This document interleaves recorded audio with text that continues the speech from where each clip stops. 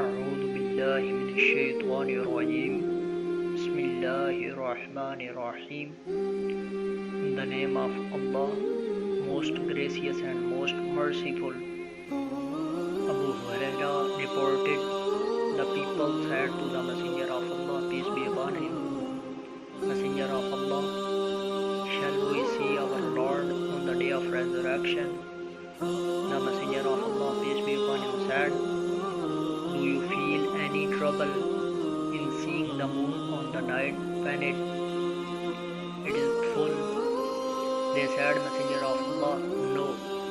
He, the Messenger of Allah, further said, do you feel any trouble in seeing the sun when there is no cloud over it?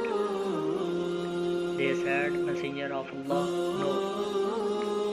He, the Holy Prophet, said, verily, you would see him like this as you see the sun and the moon. God will gather people on the day of resurrection and say, let every people follow what they worshipped.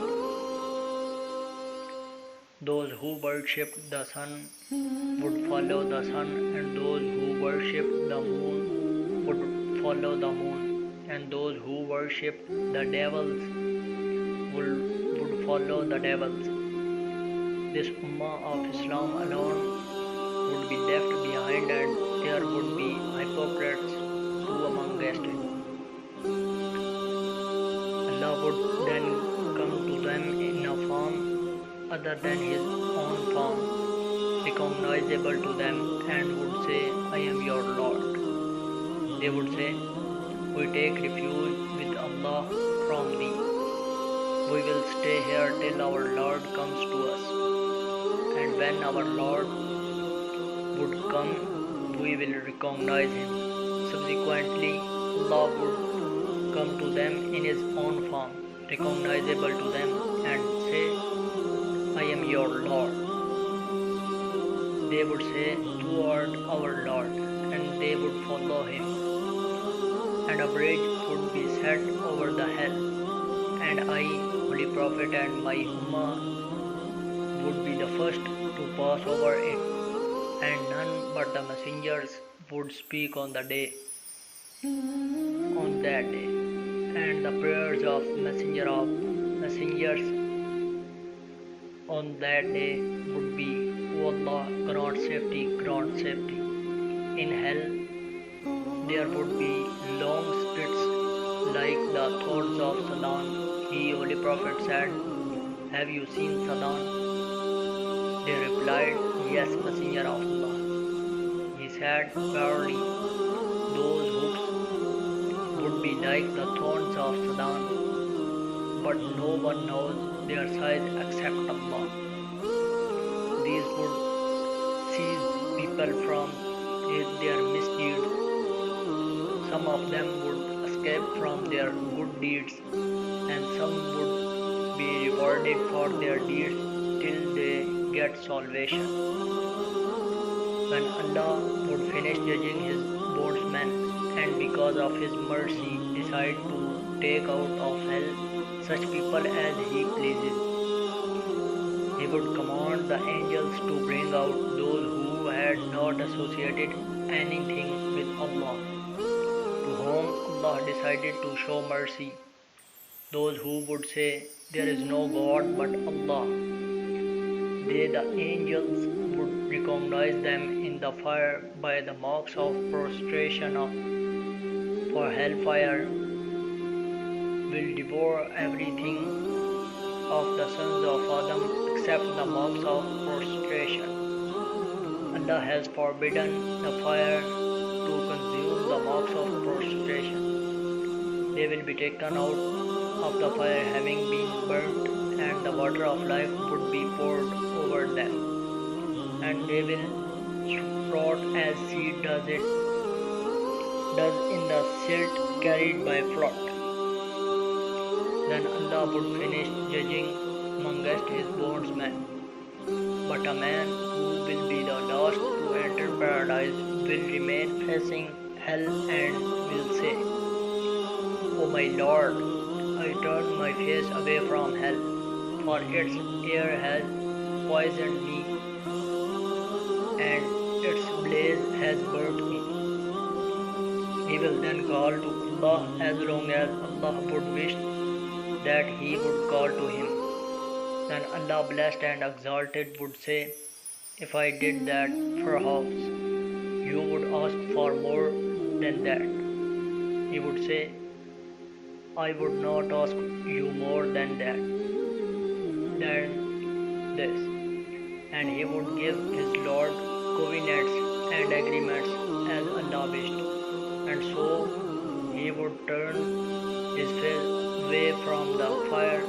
When he turns towards the paradise and sees it, he will remain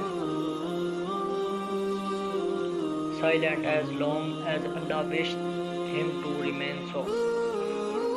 He will then say, O my Lord, I bring me forward to the gate of paradise. Allah would say to him, did you not give covenants and agreements that you would not ask for anything besides what I had given you? Woe to thee, O son of Adam, how treacherous you are. He would say, O my Lord, and would continue calling to Allah till he would say to him, if I grant you that, perhaps you will ask for more. He will reply, no, by thy greatness, and he will give his Lord promises and covenants as Allah had wished. He would then bring him to the gate of paradise, and when he would stand at the gate of the paradise, it would lay open before him, and he would see the bounty and the joy that there is in it. He would remain quiet as long as Allah would desire him to remain silent. He would then say, O my Lord, admit me to paradise. Allah, blessed and exalted, would say, did you not give covenants and agreements that you would not ask for anything more than what I had granted you? Woe to you, son of Adam, how treacherous you are. And he would say, O my Lord, I do not wish to be the most miserable of the creatures. He would continue calling upon Allah till Allah, blessed and exalted, would laugh. When Allah would laugh at him, he would say, enter the paradise. When he would enter, Allah would say, state your wish. He would express his wishes till Allah would remain him the desire of such and such things. When his desires would be exhausted, Allah would say, that is for thee, and besides it, the like of it also. Ata bin Yazid said, Abu Sa'd al-Khudri was with Abu Huraira, and we did not reject anything from the Hadith narrated by him. But when Abu Huraira narrated, Allah said to that man, it's like along with it. Abu Sa'd said, 10 like it along with it. O Abu Huraira. Abu Huraira said, I do not remember except the words, that is for you, and a similar one along with it.